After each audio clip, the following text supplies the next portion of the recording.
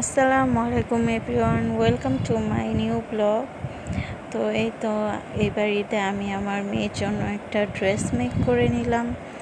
আমি এখান থেকে আমার বাসার এখানে মার্কেট থেকে আমি 500 টাকা গজ করে কাপড়টা কিনে নিয়েছিলাম এবং ভিতরে ইনারের জন্য শামু সিল্কের কাপড় ব্যবহার করেছি।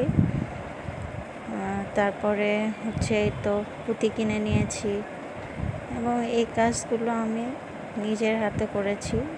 শুধু ড্রেসটা আমি মেক করেছি টেইলার দিয়ে, বাকি যে হাতের কাজগুলো আছে, পুঁথির কাজ, এগুলো সব আমি নিজে করেছি। ওড়নার মধ্যে টার্সেলের মতো একটু করে দিয়েছি। প্রত্যেকবারই কেনা হয় ড্রেস, তো এবার চিন্তা করলাম আমি একটু আমার মতো করে বানাই আমার মেয়ের ড্রেস। এই যে পায়জামাটা এরকম করে করেছি। সারারা আমি 2টা পায়জামার জন্য করেছি, একটা প্যান্ট আর একটা সারারা। তো এখানে ড্রেসটা এভাবে মেক করা হয়েছে।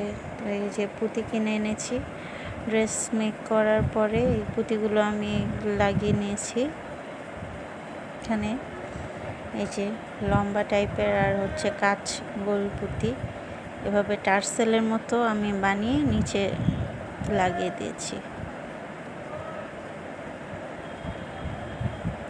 বাচ্চাদেরই তো আসলে ঈদ, আমরা তো বড় হয়ে গেছি। যখন আমরা ছোট ছিলাম তখন আমাদের ঈদ আনন্দ ছিল।